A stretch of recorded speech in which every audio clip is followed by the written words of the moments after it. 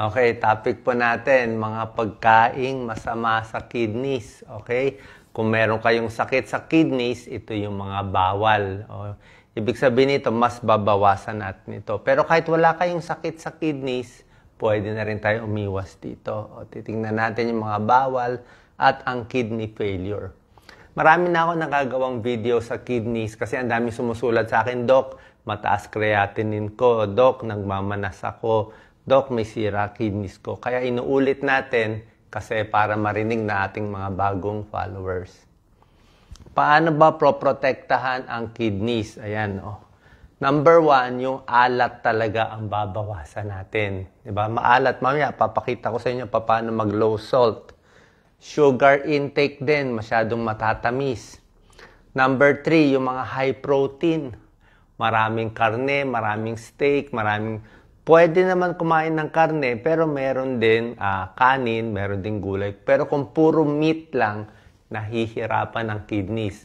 Yung mga may kidney disease, stage 2, stage 3, medyo pagbabawalan kayo kumain ng maraming protina. Actually, pag kumain nga sila ng karne, parang puro giniling lang Puro giniling ang liliit para lang malasahan. Number 4, maraming tubig, okay? Ang pinakamaraming tubig, ideal to 2 liters hanggang 3 liters sa bawat araw. Yan ang pinakamagandang dami ng tubig para sa kidneys. Ulitin ko, 2 liters is 8 basong tubig or fluid sa isang araw hanggang 3 liters. 3 liters is 12 basong tubig or fluid in a day. Yun ang pinakamaganda. Mas konti sa 8 basong fluid, hindi maganda.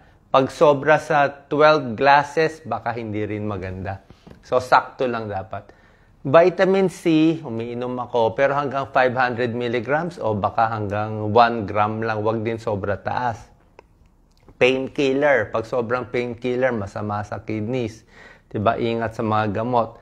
Tapos yung mga CT scan, MRI, angiogram, binabantayan din ang kidneys. Okay, ito na yung mga bawal kainin. Dahan-dahanin natin, okay? 1 to 10. Number 1, sobrang protina. Too much beef, too much pork, too much protein, nahihirapan ang kidneys. Sabi nga ni Dr. Montemayor, pag marami kang karneng kinakain, parang tumatakbo ang kidneys. Dapat ang trabaho ng kidneys, lakad lang, slow. Pero pag puro ka protein, tumatakbo siya, napapagod siya. Kaya babawasan yung protina. So ito yung lilimitahan dito. Pwede isda, mas okay. Chicken breast, mas okay. Tapos sa meat, mas konti. Number 2, mga soft drinks. Okay, favorite nyo, soft drinks. Pag bata pa, kaya pa naman. Pero kung puro soft drinks, matamis. Lalo na yung dark colored. Mga may phosphorus to, yung mga cola. Bawas-bawasan natin lalo kung may sakit na sa kidneys. Kahit mga diet soft drinks, hindi rin okay. Tubig na lang, lemon water, pwedeng chamomile tea, tsaa, mas okay yan. Number 3, yung mga high salt foods, mga instant noodle. Okay naman yung noodle mismo, pampabusog, pero yung alat na nilalagay, ibabawas. Pag high salt kasi, tataas ang blood pressure. Pag mataas ang blood pressure, masisira ang kidneys. Ang number 1, number 2 cause ng kidney failure ay diabetes. Number 1, nakakasira sa kidneys. Number 2, high blood. So, yan dalawa kalaban natin. Kaya high salt bawas. Kanin pwede, pasta, sotanghon, wag lang masyadong maalat. Number 4, lahat ng processed foods, processed meat. Like yung mga hotdog, bacon, ham, salami, salty, di ba? Preserved yun sobra alat. Tsaka matataba, merong preservatives, baka hindi pa maganda sa atin. So ano lang pwede? Tokwa, isda, manok, monggo. Safe ang monggo, maganda yan sa kidneys. Monggo beans, gulay, tsaka yung mga prutas. Huwag lang masyado matatamis. Number 5 na sumisira sa kidneys, junk food. Chichirya, di ba? Sobrang alat, chichirya. May betchin pa, salty chips. Pwedeng popcorn na lang low salt, pwedeng gelatin, pwedeng gulaman, pwede yung plain yogurt. Hindi yung flavored yogurt, yung simpleng yogurt lang. Number 6 sa alat salty fish natin, tuyo, tinapa, daing, salted egg. Isda na lang, fresh fish, hard-boiled egg na lang. Canned goods, dilata, maraming dilata, ang aalat eh. So, minsan, yung canned goods, hinuhugasan, o yung canned goods, mga tuna in water, pwede yun. Tapos, mga low salt. Number 8, mga maalat na sausawan, patis, toyo, bagoong. Ay, high blood, magmamanas tayo dyan. Pampalasa natin, garlic, onion, luya, hot sauce, mga herbs. Number 9, iiwasan alcoholic drinks. Okay, mga smoking, bawal din. Pwede mga non-alcoholic drinks, mga fresh juice. Number 10, painkiller. Yan, sinasabi ko yung mga mefenamic acid, ibuprofen. Pag nireseta ng doktor, siguro a few days, 2 days, 3 days. Pero kung kayo lang iinumin nyo parang vitamins ang pain reliever, hindi po maganda. Marami nang nasira ang kidney sa pain reliever. Bakit binibenta? Binibenta konti, parang sigarilyo, binibenta konti, pero kaya nga pinapayo sa inyo, pag sobrang sakit, tsaka na lang. Tsaka wag marami. Okay? Wag lalampas ng 1 week ang pag-inom. Paracetamol, mas safe. Kung merong masakit sa katawan, yung cream na lang na pinapahid, mas okay. Hot pack, better yan than tabletang mga pain reliever. So ito yung mga 10 pagkain na sumisira, dapat bawas-bawasan natin to. Meron pang mga ibang tips para hindi masira ang kidney. Simple lang, oh. Dapat wag din punong-puno yung pantog. Okay, masyadong pigil sa ihi, hindi rin maganda. O, kulang sa tubig, sinabi ko sa inyo, 8 glasses of water hanggang 12 glasses, pinakamaganda. Parang hinuhugasan mo, parang pina-flush mo yung mga dumi sa... Para ma-flush yung dumi dito, yung bara-bara, kailangan may tubig. Parang sa kubeta, di ba? Pasensya na. Kubeta, para malinis yung kubeta mo, flush ka ng flush, ganun din yon. Paano lilinis ang kubeta kung 2 basong tubig lang iinumin mo? Di ang dilaw-dilaw, ang panghi-panghi. Di ba? Too much salt, babawasan. Pag may mga UTI, ginagamot. Sobrang karne, sinabi ko na sa inyo. Painkiller, hindi maganda. Maintenance medicine, iniinom. Sobrang alak, masama at kulang sa pahinga. Kidney failure, maraming sintomas. Pero ito yung mga skin. Ito yung mga skin signs mula sa balat. Ayan, oh. Pag may kidney failure na malala, namumutla, na anemic na. Kasi ang kidneys, nagproproduce ng erythropoietin, isang hormone na sinasabihan ang bone marrow, gumawa ka ng dugo.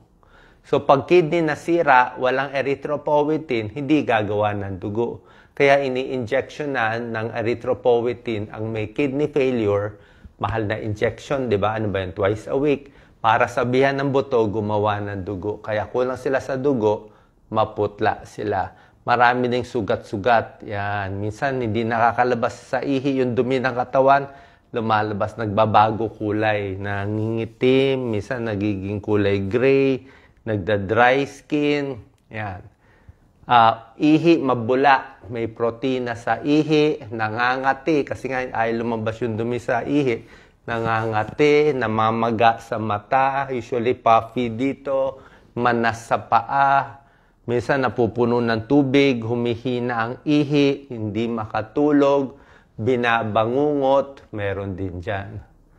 Okay, ito stages ng kidney disease, stage 1, 2, 3, 4, 5. Stage 1, hindi na maganda, may sira na konti.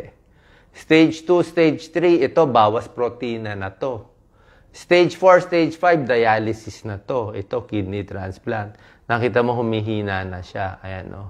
Ito yung GFR, yung lakas ng kidneys. Ano sumisira dito? Yung pagkain na binanggit ko, nakakasira, high blood, diabetes, at yung mga UTI, mga infection din. Yan, tinuro ko na sa inyo. Control diabetes, control blood pressure. Yan, dalawa, importante para hindi masira. Very basic lang tinuturo ko. And paulit-ulit to, avoid pain relievers. So, basic lang pero marami hindi alam nito. Okay ang mga juice, wag din masyadong matamis.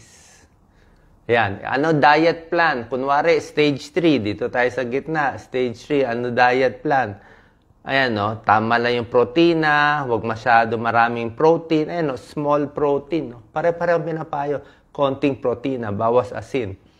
Tingnan nyo yung dami ng asin na kinakain natin. Pag ang pagkain naging processed foods na, maalat na super.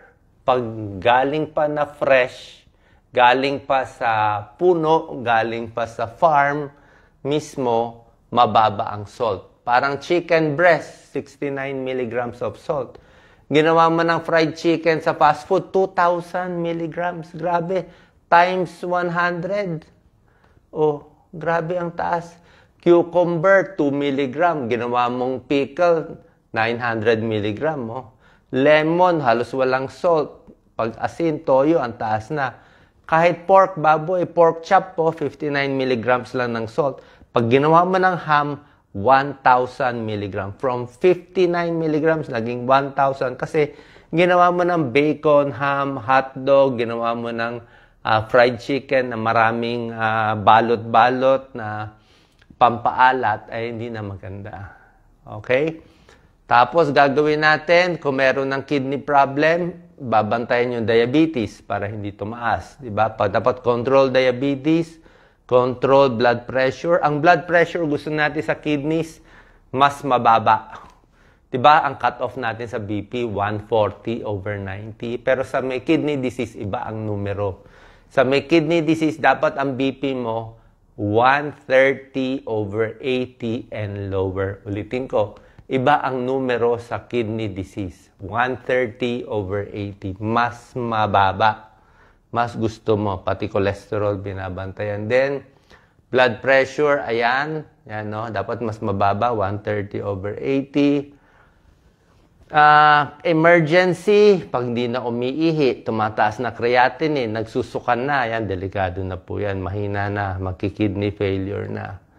Anong mga tests? Saan tayo pupunta? Ang pupuntahan natin, doktor, kidney doctor, nephrologist. Pag mataas na yung creatinine, ito rin yung payo. Pampababa rin ng creatinine. Tsaka ang mga nephrologist, kidney specialist, may gamot sila binibigay na pampababa ng creatinine o pang-control ng creatinine. Basically, yung gamot pa rin sa high blood at diabetes.